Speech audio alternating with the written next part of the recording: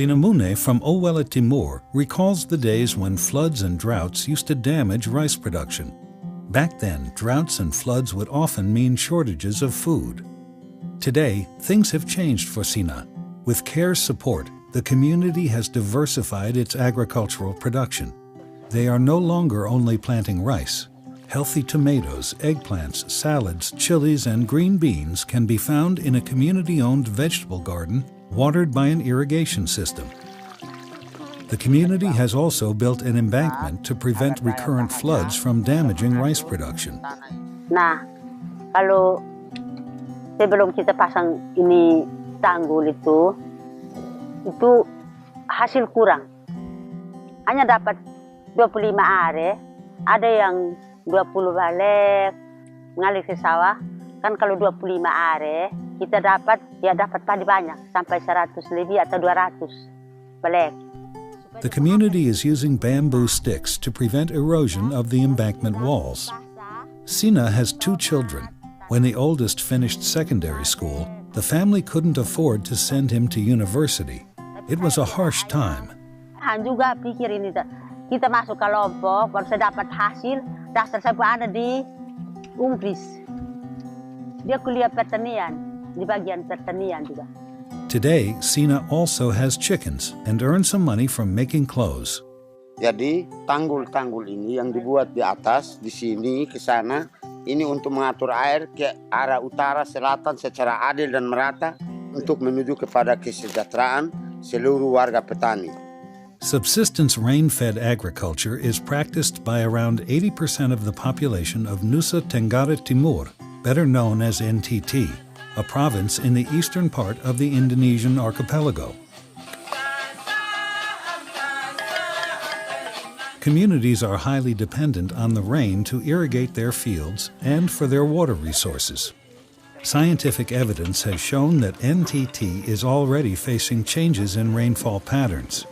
Rain has become more erratic and unpredictable, resulting in greater uncertainty about when to plant and harvest. Peak rainfall in the rainy season has become more extreme, increasing flood and landslide risks.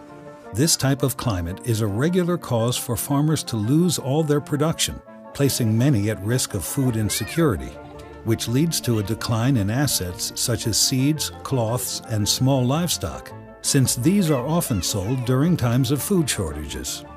Changes in rainfall patterns, floods, droughts, and landslides are not the only changes experienced by NTT farmers and fishermen. Biodiversity loss and coastal erosion have also become problems of increasing concern. Ensuring food, water, and fish stocks is a major challenge.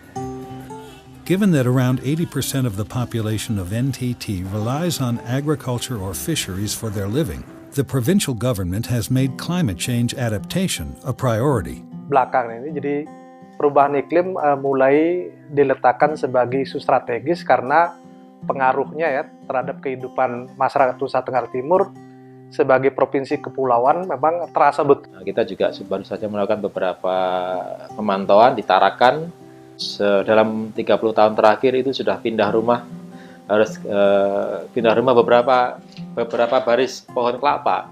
Dia menghitungnya sekian baris kelapa, Pak, saya sudah geser 3 kali nih rumah saya kan di situ. Misalkan itu. Masalah ini tidak bisa ditangani oleh satu sektor. Dia masih ditangani multisektor. Dari berbagai instansi, berbagai sektor harus bersinergi satu dengan yang lain. The Ministry of Environment and the Regional Planning and Development Agency of NTT, in partnership with the United Nations Development Program, launched the SPARK project. With support from the Global Environment Facility, the project works to ensure local institutions and rural communities of NTT can cope with changes in climate. In addition, UNDP and the Swedish International Development Agency are supporting the province to conduct a climate public expenditure and institutional review. This exercise will allow knowing exactly how much the government is spending in activities to adapt to climate change. It will increase transparency of the provisional government, revealing trends and gaps to finance adaptation. At the national level, UNDP and UNEP are supporting the Indonesian Ministry of Finance to develop a budget tagging system to track financial flows to activities that adapt to climate change. Once adaptation activities have been identified and tagged, the system will be used to rate them based on how effective they are in increasing resilience to climate change. It is a way to identify how budget has been allocated, spent, and whether it contributed to increased resilience of communities and ecosystems. In addition, the Ministry of Environment created a Climate Change Vulnerability Index that makes use of geomapping technology to map vulnerabilities of cities, districts, and sectors.